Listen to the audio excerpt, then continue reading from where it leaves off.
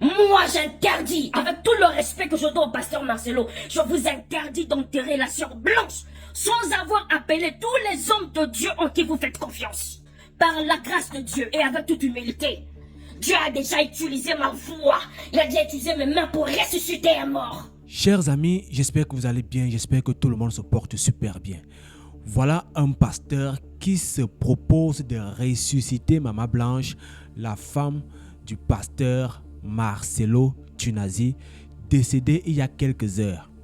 Le pasteur dit tout simplement ne pas être d'accord du fait que des gens, des responsables, des hommes de Dieu veuillent enterrer cette dame sans avoir prié, sans avoir essayé de la faire revenir en vie.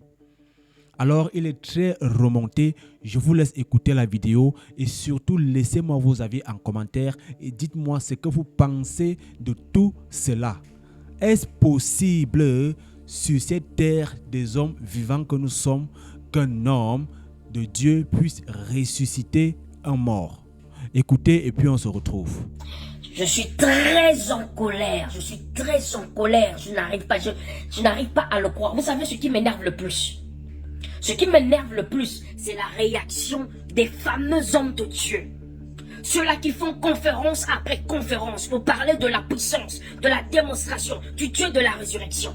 Ce qui m'énerve le plus, ce sont ces hommes de Dieu qui remplissent des stades pour parler du Dieu de la résurrection. Mais lorsque la mort se présente, ces hommes de Dieu sont absents. Ils sont aux abonnés absents. Voilà ce qui m'énerve plus que la mort de notre sœur. Quand je suis en train d'aller sur toutes les pages des hommes de Dieu, même des amis du pasteur Marcelo, tous sont en train de parler de condoléances. Dieu a donné, Dieu a repris. Oh, mes condoléances. Mais qu'est-ce qui ne va pas avec l'église de cette génération? Bande d'incrédules. Bande d'incrédules. Pourquoi est-ce que lorsqu'une personne meurt dans l'église aujourd'hui, la première réaction que les chrétiens ont, même les hommes de Dieu, même les fameux apôtres, même les fameux prophètes, même les fameux évangélistes, même les fameux pasteurs, la première réaction, c'est Dieu a donné, Dieu a repris. Qui vous a dit que c'est Dieu qui a repris? Hein? Est-ce que les veuves au temps de Dorcas, est-ce que les veuves avaient dit Dieu a donné, Dieu a repris? Est-ce que les gens autour de Lazare, quand Lazare était mort, est-ce que Jésus-Christ avait dit Dieu a donné, Dieu a repris? Alors est-ce que vous allez me faire croire que de nos jours, il n'y a plus de Dorcas sur cette terre? Des gens qui ont encore une mission et qui sont morts avant leur temps. Est-ce que vous allez me dire que de nos jours, il n'y a plus de Lazare sur cette terre? Des gens qui sont morts avant leur temps, dont la mission n'est pas encore finie. Est-ce que vous allez me dire que sur cette terre, dans notre génération, il n'y a plus de roi Ézéchias?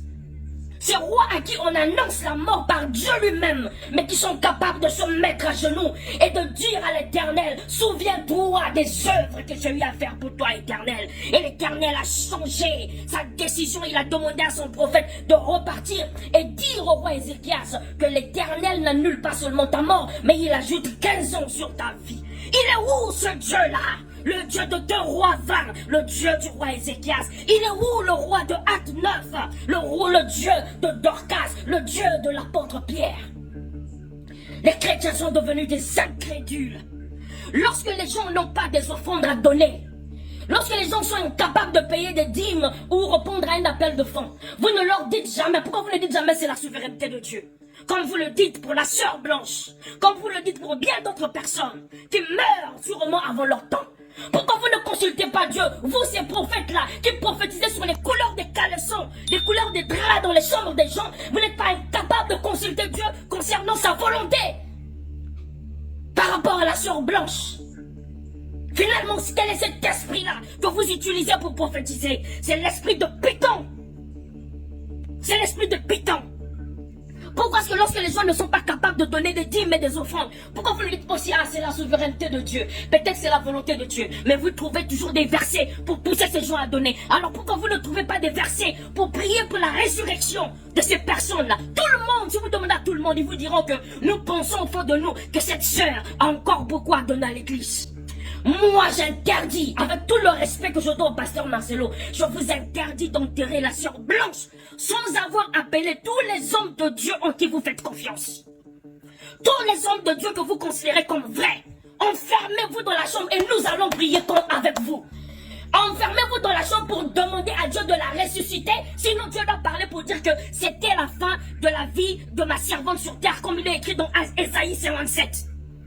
Mais si ce n'est pas le cas, alors que le Dieu de Acte 9, que le Dieu de 2 Rois 20 puisse ressusciter la sœur Blanche, au nom de Jésus-Christ. Appelle tous tes amis, les Clivon Castano, appelle le vieux Karambiri, toutes ces personnes. C'est maintenant l'heure de démontrer la puissance. Il est mieux de prier et de dire, Église, nous avons prié pour sa résurrection, mais elle ne s'est pas ressuscitée parce que c'est la volonté de Dieu. C'est mieux de prier comme ça, vous allez au moins rester en paix, de savoir qu'elle est partie, c'était la fin de sa mission, que de ne pas prier. Certaines personnes diront sûrement, mais toi tu parles de la résurrection, est-ce que tu en connais quelque chose? Par la grâce de Dieu et avec toute humilité, Dieu a déjà utilisé ma voix, il a déjà utilisé mes mains pour ressusciter un mort. Elle est encore vivante. Elle est encore vivante, elle vit parmi nous et je peux vous la présenter. Et ce ne tient pas les gens de mort non à la maison quoi, elle a fait un cas ou non à l'hôpital, déclarée morte par des docteurs, des professionnels dans un pays moderne. Elle est morte. Moi j'ai refusé de pleurer quand on a parlé de condoléances, j'ai dit niet. J'ai demandé à la directrice de la compagnie, donne-nous la salle de conférence. Nous allons prier pour la résurrection de cette sœur. Les gens m'ont traité de fou. Les premiers, c'était des pasteurs et des chrétiens comme moi. Voilà le problème que nous avons dans l'église aujourd'hui. Mais j'ai prié, j'ai invoqué Dieu, les musulmans sont venus, les athées sont venus dans la salle.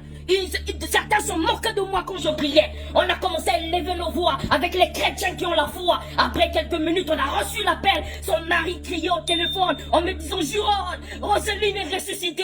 Jurôme, Roselyne est ressuscitée. Je lui ai dit, voilà, tu pries un Dieu vivant. Nous prions un Dieu capable. Voilà pourquoi j'interpelle toute l'église à travers le monde. Toutes ces femmes-là qui croient que la femme de Marcelo a eu à faire du bien dans leur vie. Je vous demande d'apporter vos biens dans toutes les églises de la compassion, partout à travers le monde. Venez devant l'autel et présentez les bienfaits de cette dame.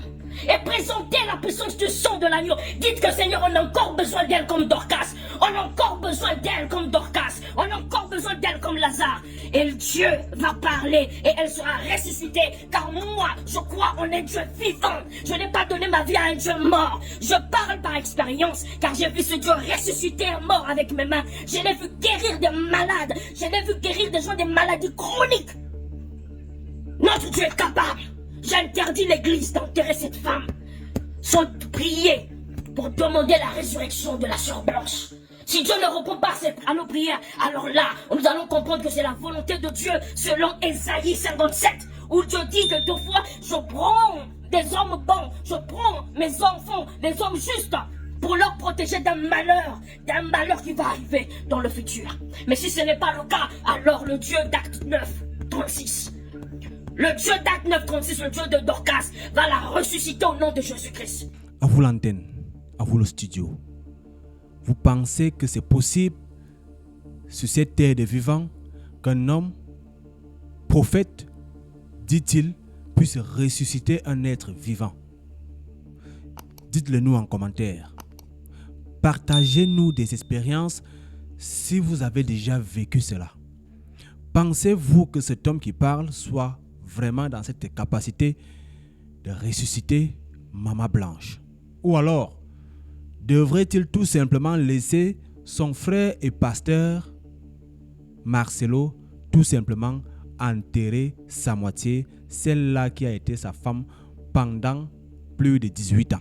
Personnellement, je n'ai jamais expérimenté cela. Personnellement, je n'ai jamais vu où un homme a ressusciter un autre. Personnellement, je n'ai jamais vu. Je sais qu'un homme de Dieu peut prier pour un malade, voilà, pour l'aider à se rétablir spirituellement. Je sais qu'un homme de Dieu peut prier pour donner du travail ou alors pour faciliter les voies du travail à un fidèle ou à un homme. Je sais qu'un homme de Dieu peut prier pour beaucoup d'autres choses car nous avons tous, à un moment donné, la foi à un Dieu. peu importe au Dieu auquel vous avez la foi, mais nous accordons tous de l'importance à un être que nous estimons suprême. Donc, en ce qui concerne la position de ce prophète, je ne sais pas ce dont il est capable. Voilà pourquoi je vous pose la question à vous. Pensez-vous que c'est possible qu'un homme de Dieu, un prophète, dit-il, puisse ressusciter Maman Blanche et femme, celle-là même qui a été la femme du pasteur Marcelo? Laissez-nous vos avis en commentaire. Surtout, déposez un pouce bleu pour signifier que cette vidéo vous a plu. On se retrouve très bientôt pour une autre. Portez-vous bien. Dieu vous bénisse.